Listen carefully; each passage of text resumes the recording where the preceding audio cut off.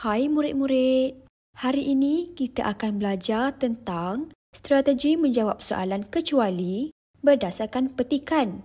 Jom kita lihat langkah demi langkah bagaimana menjawab dengan betul. Mari kita baca petikan ini dengan teliti ya. Perenggan 1. Maria dan keluarganya hendak ke Kuala Lumpur dengan menaiki kereta api elektrik kerana ingin merasai pengalaman baru. Maria dan keluarganya mematuhi peraturan semasa menaiki kereta api demi keselamatan mereka sekeluarga.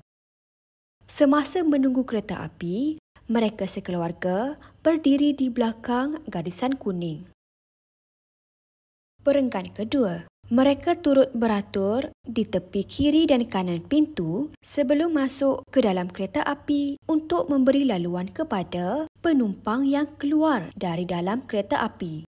Ibu bapa Maria turut mendidik mereka agar menjaga kemudahan di dalam gerabak. Mereka dilarang merosakkan dan menconteng dinding kereta api sesuka hati. Semasa di dalam gerabak, Maria dan adiknya tidak berlari sesuka hati supaya tidak mengganggu penumpang lain. Sekarang, mari kita lihat soalan yang diberikan. Soalan 8.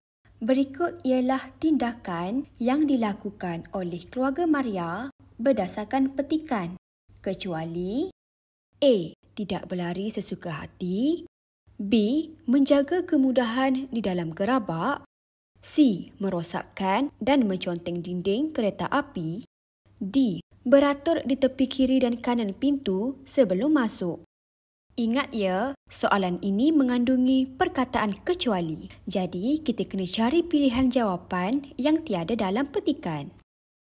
Untuk menjawab dengan betul, kita ikut langkah ini. 1. Kenal pasti semua tindakan yang dilakukan oleh keluarga Maria yang disebut dalam petikan.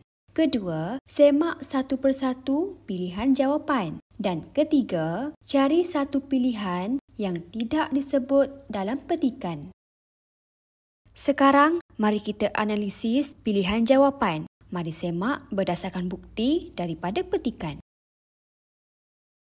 A. Tidak berlari sesuka hati. Dalam petikan ada disebut semasa di dalam gerabak, Maria dan adiknya tidak berlari sesuka hati supaya tidak mengganggu penumpang lain. Jadi, jawapan A tidak benar kerana tindakan itu ada dalam petikan.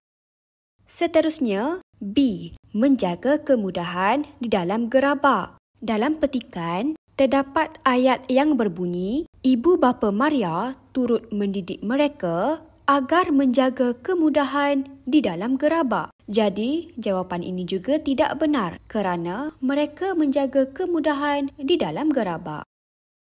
Berikutnya ialah C. Merosakkan dan menconteng dinding kereta api. Berdasarkan petikan, mereka dilarang merosakkan dan menconteng dinding kereta api sesuka hati. Jadi, pilihan C adalah benar kerana mereka tidak merosakkan dan menconteng dinding kereta api. Walaupun C adalah jawapan yang betul, mari lihat juga untuk pilihan D, iaitu beratur di tepi kiri dan kanan pintu sebelum masuk. Berdasarkan petikan, mereka turut beratur di tepi kiri dan kanan pintu sebelum masuk ke dalam kereta api. Jadi, jawapan ini adalah tidak benar kerana terdapat dalam petikan. Oleh itu, untuk soalan 8, jawapan kecuali yang betul adalah C. Merosakkan dan menconteng dinding kereta api. Tahniah semua, kalian telah berjaya mengenal pasti strategi menjawab soalan kecuali dengan betul. Jumpa lagi dalam video pembelajaran yang seterusnya.